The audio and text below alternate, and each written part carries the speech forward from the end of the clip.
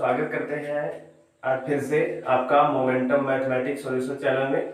आज सांख्यिकी का तीसरा वीडियो आपके लिए लेकर आए हैं।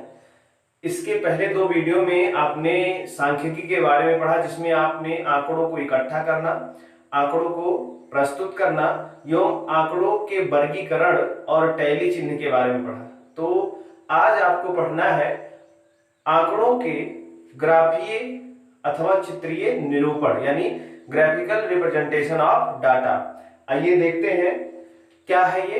इसके पहले हम आपको बता दें कि जो लोग इसके पहले के वीडियोस नहीं देखे हैं, डिस्क्रिप्शन में दिए गए लिंक से वो इसके पहले के वीडियो पा सकते हैं। और आप सभी लोग चैनल को सब्सक्राइब कर लें और बेल आइकन को जरूर दबाएं, ताकि जब भी वीडियो आपके जो है चैनल पर पड़े तो आप तक शीघ्रता से पहुंच सके।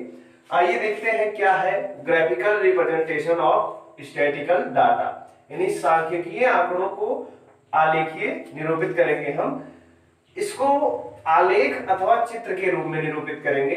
और ये क्या होते हैं? सांख्यिकीय आंकड़ों को सरलता से समझने हेतु इन्हें विभिन्न प्रकार के चित्रों अथवा आलेखों, यानी अगर हमको इनको सरलता से समझना है तो इनको विभिन्न प्रकार के चित्रों अथवा आलेखों द्वारा प्रदर्शित करना आंकड़ों का आलेखीय निरूपण कहलाता है। आप समझ ही गए होंगे कि जब हम चित्रों के माध्यम से या आलेखों के माध्यम से आंकड़ों को प्रदर्शित करेंगे तब वो कहलाएगा सांख्यिकीय आंकड़ों का आलेखीय अथवा चित्रीय निरूपण। और ये कितने प्रकार के होते हैं ये भी देख लेते हैं। सांख्यिकीय आंकड़े जो है, ग्राफिकल रिप्रेजेंटेशन जो है, निम्न प्रकार के यहाँ के बताए गए हैं, जिसमें से पहला आपका है पिक्टोग्राफ, यानी जिसको हम बोलते हैं चित्रालेख। अगर नाम इसका देखा है तो नाम से ही स्पष्ट है चित्रालेख। आगे आपको एक एक जो है प्रकार के बारे में आपको विस्तृत में बताया जाएगा। तो पहला है आपका पिक्टोग्राफ यानी चित्रालेख। दूसरा है आपका पाईग्राफ। पाईग्राफ का मतलब वृत्तारेख, यानी वृत्तों के रूप में प्रदर्शित करना। तीसरा है आपका बार ग्राफ यानी दंडारेख। चौथा है आपका हिस्टोग्राम यानी आयत चित्र। ये दोनों लगभग समान है, यानी इसमें अधिकतर समानताएं हैं, ज्यादा से ज्यादा इसमें समान चीजें आपको मिलेंगी इस प्रकार के फिगर में। और पांचवा है आपका फ्रीक्वेंसी पाइलिजन यानी बारंबारता बहुभुज। फिर छठा है आपका कम्युलेटिव फ्रीक्वेंसी कर्व आर ऑगिव यानी संचयी बारंबारता वक्र या त्वरण। ये इसमें से कुछ पार्ट जो है आपके लोअर क्लासेस के हैं, जैसे ये पार्ट आपको लोअर क्लासेस में मिलेंगे। आपको क्लास 6 से ही ये पार्ट मिल जाएंगे, जिसमें आप चित्रालेख, वृत्तारेख, दंडारेख और आयत चित्र पढ़ेंगे। और हाई स्कूल के सिलेबस में आपके ये दो अन्य पार्ट भी जुड़ जाते हैं, जिसमें बारंबारता बहुभुज और संचयी बारंबारता वक्र या त्वरण आता है। तो चलिए इसको क्रमानुसार पढ़ते हैं, जिसमें आपका पहला है पिक्टोग्राफ या चित्रालेख। तो क्या होता है पिक्टोग्राफ या चित्रालेख, आइए देखते हैं। तो पिक्टोग्राफ यानी चित्रालेख क्या होता है? आंकड़ों को चित्रों के रूप में प्रदर्शित करना चित्रालेख कहलाता है। यानी जब हम आंकड़ों को किस रूप में प्रदर्शित करते हैं, चित्रों के रूप में विभिन्न प्रकार के, तब वो क्या कहलाते हैं? चित्रालेख कहलाते हैं। स्पष्ट है आपका? किस प्रकार से हम चित्रालेख को बनाएंगे, यानी कंस्ट्रक्शन ऑफ पिक्टोग्राफ, चित्रालेख बनाने की विधि क्या है, तो इसके कुछ स्टेप हैं आपको ध्यान देने हैं। जिसमें पहला स्टेप है, सर्वप्रथम दिए गए आंकड़ों से एक उचित पैमाना लेते हैं, यानी जो आंकड़े हमको दिए गए हैं उनसे हम एक उचित पैमाना तैयार कर लेंगे। और दूसरा स्टेप है, अब एक सारणी बनाते हैं जिसके प्रथम स्तंभ में संबंधित विषय वस्तु को लिखते हैं। यानी जब हम उचित पैमाना लेते हैं उसके बाद प्रथम स्तंभ में जो विषय वस्तु होता है, जिसके बारे में आंकड़ों से संबंधित बात कही गई होती है, उस विषय वस्तु को लेते हैं। एवं लास्ट वाली विधि है, दूसरे स्तंभ में संबंधित विषय वस्तु की संख्या को पैमाने के अनुसार दर्शाते हैं। यानी अब हम जो है क्या करेंगे, बाद वाले जो है स्तंभ में जो संख्या है आंकड़ों की वो पैमाने के अनुसार हम दर्शाएंगे, जो हमने पैमाने में लिया है। आइए उदाहरण के रूप में देखते हैं किस प्रकार से हम इसको प्रेजेंट करेंगे। एक उदाहरण है, एक फैक्ट्री में एक सप्ताह में तैयार होने वाले संदूकों से संबंधित आंकड़े निम्नवत हैं। यानी एक फैक्ट्री है जिसमें कुछ संदूक बनाए जाते हैं, यानी बॉक्स बनाए जाते हैं जो यहाँ पे दिए गए हैं, जिसमें ये एक दिन के बारे में कहा गया है और दूसरा बॉक्सों की संख्या के बारे में। दिन जैसे सोमवार को 50 बॉक्स तैयार किए जा रहे हैं, मंगलवार को 15 बॉक्स, ऐसे सभी दिनों के सभी दिन और उन दिनों में तैयार होने वाले बॉक्सों की संख्या दी गई है। अब हम एक पैमाना लेते हैं, इन आंकड़ों से चित्रालेख बनाना एक पैमाना हम लेते हैं। ये बहुत इंपॉर्टेंट बात है कि आप पैमाना कैसे लेंगे। तो पैमाना हम दिए गए आंकड़ों को देखकर हम इसमें ऐसे जो है संख्या लेते हैं पैमाने में कि जो इन सभी संख्याओं को विभाजित कर दे। जैसे हमने यहाँ पे 5 लिया है तो 5 जो है सभी संख्याओं को विभाजित कर देता है, यानी ये सभी संख्याएं जो पैमाने वाली संख्या है उससे विभाज्य है। अब जैसे मान लीजिए किसी किसी में जो है मान लीजिए कुछ आंकड़े विभाजित हो रहे हैं और एक आंकड़ा उसमें से विभाजित नहीं हो रहा है, वो अभाज्य संख्या है, तो इसके लिए हम पैमाने में 1 मानते हैं। अब जैसे यहाँ पे अगर देखा जाए ये 50 है, अगर आप सोच रहे हैं कि मान लीजिए हम पैमाने के रूप में एक बॉक्स यानी एक जो बॉक्स एक चित्र जो है वो हम 10 संदूक के बराबर मान लें, तो चलिए ठीक है, यहाँ 10 बचे 50 आपका 5 चित्र बन जाएगा, यहाँ 2 चित्र, यहाँ 3 चित्र, लेकिन यहाँ 15 है तो 15 के लिए हम ऐसा नहीं कि एक बॉक्स बनाए और फिर आधा बॉक्स बना दे, ऐसा नहीं, पूरा आपको बॉक्स तैयार करना है। तो इसलिए हम कोई ऐसा पैमाना लेते हैं जिससे सभी जो डाटा है यानी सभी आंकड़े क्या है वो विभाजित हो जाए। तो हमने एक चित्र बनाया जो संदूक के आकार का है, संदूक है तो लगभग संदूक के आकार का बनाना है, पेड़ है पेड़ के आकार का लगभग बनाइए, और अगर मान लीजिए इंसान है या फिर जो है जानवर है कोई तो उसके अनुसार से आप बनाइए। यहाँ हमने संदूक बनाया, एक संदूक कितने मतलब एक चित्र जो है वो कितने संदूक के बराबर है, 5 संदूक के बराबर है। यानी कि जब हम एक चित्र बनाएंगे तो इसका मतलब हमने वहां पे कितना संदूक जान लिया, 5 संदूक। आइए देखते हैं। तो अब इनका दूसरा जो है, पहला तो पैमाना मानना था, हो गया। दूसरा इनका कहना है कि सारणी बनाइए। हमने सारणी तैयार की जिसके प्रथम स्तंभ में संबंधित विषय वस्तु, यानी प्रथम स्तंभ में हमने संबंधित किससे संबंधित बॉक्स के दिनों से संबंधित, यानी किस दिन में कितने बॉक्स को हमने यहाँ पे लिखा, और दूसरे में हमने क्या किया, उन दूसरे स्तंभ में संबंधित विषय वस्तु की संख्या, कौन सी विषय वस्तु है, संदूक, और उसी की संख्या को हमने पैमाने के अनुसार दर्शाया है। जैसा कि अगर देखा जाए सोमवार को कितने बॉक्स तैयार किए जाते थे, 50, तो आप इसको काउंट करके अगर देखा जाए तो ये कुल मिला के 10 बॉक्स बने हुए हैं, एक बॉक्स 5 संदूक के बराबर है, तो 10 बचे आपका 50 संदूक यहाँ पे हो गया। आप चित्र देखकर बता सकते हैं कि किस दिन को कितने संदूक बनाए जा रहे हैं। जैसे अगर हमने पैमाना यहाँ पे लिया और ये मान लीजिए हमसे पूछ रहे हैं कि शुक्रवार को कितने बॉक्स बनाएंगे, तो शुक्रवार में आप काउंट करेंगे कितने बॉक्स हैं, 1 2 3 4 5 और 6। यहाँ पे शुक्रवार को 6 बॉक्स बने हैं, तो एक बॉक्स 5 संदूक के बराबर, तो 6 बॉक्स कितना हो जाएगा, 6 गुणे 5 यानी 30 संदूक के बराबर हो जाएगा। तो इसमें 2 प्रकार के क्वेश्चन आते हैं आपको लगाने के लिए, एक तो आपको आंकड़ा दिया रहेगा और उससे आपको चित्रालेख बनाना रहेगा, दूसरा आपको चित्रालेख बना के देंगे और उससे संबंधित क्वेश्चन उसमें आपको सॉल्व करना होगा। जैसे अभी मान लीजिए कि ये आपका फिगर दे दिया जाए यहीं से, और यहाँ पूछ ले कि बुधवार और गुरुवार में कौन से दिनों में बॉक्सों की संख्या अधिक बनाई गई, या ऐसे पूछ ले कि बुधवार और गुरुवार को जो है बॉक्स कितने बनाए गए मिलाकर, तो आपको इनको काउंट करना है और इसके हिसाब से आंसर देना है। तो इसके बाद अब अगली विधि आप पढ़ेंगे पाई ग्राफ यानी वृत्तारेख। आलेखीय निरूपण में दूसरा पार्ट हमको पढ़ना है वृत्तारेख यानी पाई ग्राफ। क्या होता है वृत्तारेख, आइए देखते हैं। इसमें यह कहा गया है कि सांख्यिकीय आंकड़ों को वृत्त में प्रदर्शित करना वृत्तारेख कहलाता है, यानी जो सांख्यिकीय आंकड़े हैं उनको हम वृत्त में प्रदर्शित करेंगे, तो ये प्रक्रिया क्या कहलाएगी, वृत्तारेख अर्थात पाई ग्राफ। क्या विधि है इसकी कि किस प्रकार से हम वृत्तारेख में प्रदर्शित करेंगे, तो इसमें पहला ये कहा गया है कि सर्वप्रथम दिए गए आंकड़ों को एक सारणी में लिखते हैं। जैसा कि हमको आंकड़े दिए रहेंगे उनको हम एक सारणी में लिखेंगे, सभी बारंबारताओं का केंद्रीय कोण यानी सेंटर एंगल ज्ञात करेंगे। केंद्रीय कोण का जो सूत्र है ये बहुत इंपॉर्टेंट है, कैसे हम सभी आंकड़ों का केंद्रीय कोण ज्ञात करते हैं, तो इसके लिए सूत्र है केंद्रीय कोण बराबर संगत बारंबारता, यानी जिस वर्ग का हम केंद्रीय कोण ज्ञात कर रहे हैं उसकी संगत बारंबारता और बटे कुल बारंबारता, यानी कुल बारंबारताओं का योग और गुणे कितना है 360 डिग्री।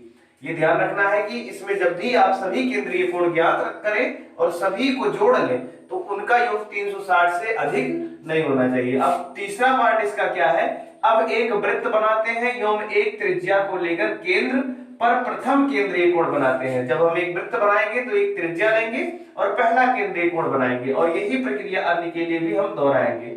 आइए देखते हैं उदाहरण। इसमें किसी व्यक्ति के द्वारा एक वर्ष में या एक महीने में विभिन्न मदों पर यानी विभिन्न जरूरतों पर खर्च किए गए पैसे के विवरण दिए गए हैं जो रुपए में दिए गए हैं और इससे हमको वृत्तारेख तैयार करना है। तो ये विवरण के किस प्रकार से है, जैसे भोजन पर यह व्यक्ति 6000 रुपए खर्च करता है, कपड़े पर 2500, शिक्षा पर 3000, दवाओं पर 2000, अन्य वस्तुओं पर 3500 और बचत कुल करता है 3000। तो कुल मिला के अगर देखा जाए तो टोटल जोड़ने पर इसका जो खर्च आता है वो 20000 आता है। अब सभी का हमको केंद्रीय कोण ज्ञात करना है। सूत्र हमने बता दिया है आपको केंद्रीय कोण हम कैसे ज्ञात करेंगे। अब पहला देख लेते हैं भोजन, इसमें संगत बारंबारता, हम भोजन का केंद्रीय कोण निकाल रहे हैं तो यहाँ पे संगत बारंबारता क्या है 6000, तो या हम वैल्यू संगत वैल्यू कह सकते हैं। तो ये आपका हो गया 6000 और बटे कुल वैल्यू टोटल ये आपका क्या है 20000। तो हमने लिखा 6000 और बटे कितना 20000 और गुणे कितना है 360 और इस प्रकार से इसको सरल किया गया तो ये आ गया 108 डिग्री। इसी प्रकार से अन्य का भी जो है केंद्रीय कोण हमको प्राप्त हो गया। सभी केंद्रीय कोण को हम अगर जोड़ेंगे तो कुल मिला के हमारा 360 डिग्री आना चाहिए। अब अगली प्रक्रिया क्या है, अब हम एक वृत्त बनाएंगे, किसी भी त्रिज्या का हम एक वृत्त बना लेंगे और इसमें एक त्रिज्या खींच लेंगे। कोई कहीं भी हम एक त्रिज्या खींच लेते हैं, मान लीजिए कि हमने एक O केंद्र से वृत्त खींचा और एक त्रिज्या OA खींचा। अब इन्होंने कहा है कि केंद्र पर प्रथम केंद्रीय कोण तैयार करेंगे। कैसे हम प्रथम केंद्रीय कोण तैयार करेंगे, पहले जो मध्य का खर्च है वो कुल मिला के केंद्रीय कोण 108 डिग्री है, इसको हम परसेंटेज में भी कन्वर्ट कर सकते हैं। तो 108 डिग्री को हम केंद्रीय कोण यहाँ 108 डिग्री बनाएंगे, यानी चांदे की सहायता से हम यहाँ पे 108 डिग्री का कोण बना देंगे। तो ये लगभग आपका बनेगा 108 डिग्री और ये आपका हो जाएगा किस मद में है भोजन। चलिए तो ये आपका पहला खर्च निकल गया, ये मान लीजिए बी पार्ट है। इसी प्रकार से हम यही प्रक्रिया अन्य के लिए दोहराएंगे, लेकिन अब की बार हम OA त्रिज्या नहीं OB त्रिज्या को लेकर बनाएंगे कपड़े के लिए। तो 45 डिग्री का कोण बनेगा। इस प्रकार से जो है हम यहाँ 45 डिग्री का कोण बना देंगे। आपको ये सारे एंगल चांदे से बनाने हैं, ये आपका हो जाएगा कपड़े के लिए। और इसी प्रकार से आपका अगला हो जाएगा शिक्षा के लिए। शिक्षा का जो सेंट्रल एंगल बनेगा वो 54 डिग्री का बनेगा, ये आपका 54 डिग्री का हो गया शिक्षा। अगला है आपका दवा के लिए 36 डिग्री का कोण बनेगा, ये आपका हो गया दवा का 36 डिग्री। अगला आपका है अन्य 63 डिग्री, अन्य के लिए हमने बनाया 63 डिग्री।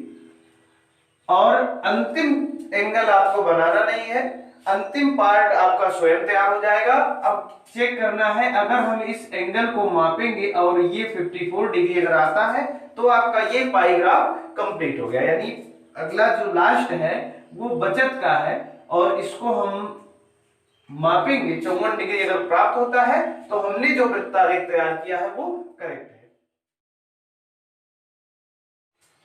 तीसरा है दंडारेख या दंडालेख यानी बार ग्राफ। क्या होता है, आंकड़ों को क्षैतिज अथवा ऊर्ध्वाधर दंडों में प्रदर्शित करना दंडालेख कहलाता है। इन्हें हम क्षैतिज अथवा ऊर्ध्वाधर, यानी आपने देखा होगा कहीं कहीं दंडारेख आपको इस प्रकार से मिलता है और कभी कभी आपको दंडारेख इस प्रकार से मिलता है। तो यानी इन्हें हम क्षैतिज अथवा ऊर्ध्वाधर दोनों रूप में प्रदर्शित कर सकते हैं। तो इन्हें क्षैतिज अथवा ऊर्ध्वाधर दंडों में प्रदर्शित करेंगे तो ये क्या कहलाएगा दंडालेख। एक इंपॉर्टेंट चीज यहाँ आपको ध्यान रखना है कि दंडारेख की चौड़ाइयां समान होती हैं, परंतु इनकी लंबाइयां भिन्न भिन्न होती हैं। दंडालेख बनाने की विधि क्या है? सर्वप्रथम परस्पर दो लंब रेखाएं, एक क्षैतिज एवं दूसरी ऊर्ध्वाधर खींचते हैं। तो चलिए हम शुरू करते हैं बनाना। एक ऊर्ध्वाधर और दूसरी क्षैतिज रेखा है, परस्पर दोनों एक दूसरे पर लंब हो, इस प्रकार से खींचते हैं। इसको हम एक्स अक्ष और इसको वाई अक्ष मानते हैं। ये आपका सेंटर पॉइंट है, उसे हम प्रदर्शित कर देंगे। फिर इसके बाद इन्होंने कहा क्षैतिज रेखा पर बराबर अंतराल में आवश्यक सूचनाएं। अब जिस प्रकार का हमको क्वेश्चन दिया गया है उसमें जो क्षैतिज रेखा है उस पर हम आवश्यक सूचनाओं को प्रदर्शित करेंगे। जैसा कि हमारे पास एक उदाहरण है कि एक व्यक्ति के द्वारा विभिन्न फसलों से संबंधित आंकड़े दिए गए, यानी वो व्यक्ति एक वर्ष में कितनी फसलें कितनी मात्रा में उत्पन्न करता है, तो इसमें फसल दिया गया है। ये संबंधित जो है आंकड़े संबंधित सूचना होगी और इसके संबंध में ये जो पैदावार है वो टन में दिया गया है, 8 टन, 12 टन एवं 9 टन, ये सब आपका दिया गया है पैदावार। अब इसके बाद हम यहाँ पे क्या करेंगे, क्षैतिज अक्ष पर इन्होंने कहा है बराबर अंतराल में आवश्यक सूचनाओं को दर्शाएंगे। मान लीजिए ये आपका हो गया, हम बराबर अंतराल पे थोड़ा सा साइन बना लेंगे, जिसमें से पहला है आपका दाल का। तो ये आपका एक कॉलम छोड़कर बनेगा आपका दाल का, फिर एक कॉलम छोड़ा जाएगा, फिर बनेगा आपका गेहूं का, और फिर एक कॉलम छोड़कर हम बनाएंगे गन्ना का। यही ध्यान रखना है कि इसमें जो आपका बनेगा वो एक कॉलम छोड़कर बनेगा, एक स्टेप छोड़कर अगले स्टेप पे बनाएंगे। यही डिफरेंस होता है आयत चित्र और दंडारेख में। अब आते हैं, अगला है एक उचित पैमाना मानकर ऊर्ध्वाधर रेखा पर संबंधित आंकड़ों की संख्या को हम आयत के अनुसार प्रदर्शित करेंगे। तो हम यहाँ पे पैमाना क्या लेंगे, हम कुछ ऐसा पैमाना लेंगे जिससे हम सभी आंकड़ों को प्रदर्शित कर ले। यानी हम अगर मान लीजिए ये डिफरेंस 1-1 सेंटीमीटर का मानते हैं तो यहाँ लिख देंगे 1 सेंटीमीटर, और बराबर कितना, यहाँ पे देखा जाए तो 8, 12, 9। अगर हम 2-2 का मानते हैं तो 9 वाला जो आएगा वो 10 और 8 के बीच में प्रदर्शित करना होगा, और अगर हम 1-1 का मानते हैं तो आसानी से हम प्रदर्शित कर सकते हैं। बहुत बड़े आंकड़ों के लिए हमको बहुत ध्यान से पैमाना मानना होगा, अन्यथा क्वेश्चन गलत हो जाएगा। तो 1 सेंटीमीटर बराबर आपका हो जाएगा 1 क्विंटल, सॉरी 1 टन। अब यहाँ पे हम 1-1 सेंटीमीटर पर दर्शा लेंगे।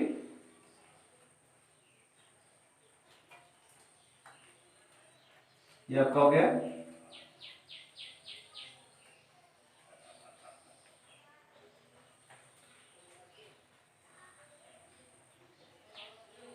ध्यान रहे ये बराबर डिफरेंस पे होना चाहिए। 12 तक आपका टोटल है, हम थोड़ा बहुत एक आध स्टेप ज्यादा भी कर सकते हैं। अब हम प्रदर्शित करेंगे यहाँ पे दंडों के रूप में, जिसमें से पहला है दाल। दाल का जो है आपका ये कॉलम है, तो इसमें हम कितने तक इसको प्रदर्शित करेंगे, 8 तक। यानी स्केल से हम इसका जो दंड खींचेंगे वो 8 तक खींचेंगे। ये आपका हो गया दाल वाले का जो है दंड। इसी प्रकार से गेहूं का जो दंड बनेगा वो 12 तक जाएगा। तो ये आपका हो गया, एक स्टेप छोड़कर बनेगा आपका, दोनों दंड की चौड़ाइयां बराबर है, लंबाइयां डिफरेंस है। अब आते हैं गन्ने का, ये आपका 9 तक बनेगा।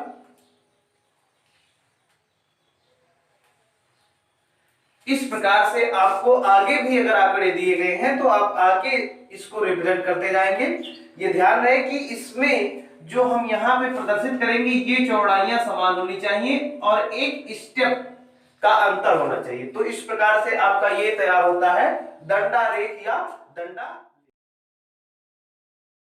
तो अगला है चौथा आयत चित्र, हिस्टोग्राम। क्या होता है, आंकड़ों को क्षैतिज या ऊर्ध्वाधर आयतों में प्रदर्शित करना आयत चित्र कहलाता है। हमने पहले ही बताया था कि दंडारेख और आयत चित्र लगभग समान है। इसकी विधि क्या है कि सर्वप्रथम परस्पर दो लंब रेखाएं खींचते हैं, जिसमें आपका एक क्षैतिज है और दूसरा ऊर्ध्वाधर है। उचित पैमाना लेकर क्षैतिज रेखा पर वर्ग अंतराल को और ऊर्ध्वाधर रेखा पर बारंबारता को प्रदर्शित करते हैं, जैसा कि हमने उचित पैमाना लिया है यहाँ पे एक्स अक्ष पर और वाई अक्ष पर। अब तीसरा है पैमाने के अनुसार क्षैतिज अक्ष पर ऊर्ध्वाधर अक्ष के अनुदिश आयत बनाते हैं। एक उदाहरण है जिसमें वर्ग अंतराल दिया गया है और बारंबारता। इसमें आपको अगर यहाँ पे देखा जाए तो 0 से 10 वर्ग अंतराल जो है वो 10-10 के डिफरेंस पर है। यहाँ पर तो हम पैमाना मानेंगे x अक्ष पर 1 सेंटीमीटर बराबर 10 वर्ग अंतराल। अब यहाँ पे हमने 0 से 10, 10 से 20 ऐसे इस प्रकार से प्रदर्शित किया। ये 1-1 सेंटीमीटर पर 10-10 वर्ग अंतराल प्रदर्शित किया गया है। बारंबारता अगर देखा जाए तो आपका 6, 7, 9, 5, 4, यानी अगर हम 1 सेंटीमीटर पर 2 बारंबारता माने तो आपका मध्य तक जो है 9, 5 आ जाएगा। अगर हम 1 बारंबारता मानते हैं, 1 सेंटीमीटर जो है y अक्ष पर वो 1 बारंबारता को प्रदर्शित करता है। तो इस प्रकार से जो है हम इसका आयत चित्र बनाएंगे। तो आइए बनाते हैं। पहला है 0 से 10। 0 से 10 का जो आयत बनेगा वो कितने तक बनेगा? 6 तक, यानी ये आपका हो गया 6, जिसकी पहली लाइन यही हो जाएगी और दूसरी लाइन इस प्रकार से बनेगा। ये हो गया 0 से 10 का। फिर आता है 10 से 20 का, 7 तक जाएगा। आपकी पहली लाइन यही रहेगी। देखिए डिफरेंस आपको पता चल गया होगा आयत चित्र और दंडारेख में। उसमें हम एक स्टेप छोड़कर बनाते थे, हमको इसमें स्टेप नहीं छोड़ना है। अब आते हैं 20 से 30 का, ये आपका जाएगा, स्केल से आपको बनाना है 9, ये आपका बन गया। फिर इसके बाद आपका 30 से 40 वाला 5 तक जाएगा। ये थोड़ा टेढ़ा बना है, आपको इसको स्केल से एकदम माप के ठीक बनाना है। 30 से 40 का आपका 5 तक जाएगा, यानी 30 से 40 और ये आपका हो गया 5। फिर इसके बाद आपका है 40 से 50, 40 से 50 आपका 4 जाएगा, ये आपका हो गया। इस प्रकार से आपका ये बना आयत चित्र। तो आप समझ ही गए होंगे कि इसमें आयत चित्र में आपको स्टेप नहीं छोड़ना है, और अगर दंडारेख होता है तो उसमें स्टेप छोड़कर बनाना है। बाकी पूरी की पूरी प्रक्रिया वही है। तो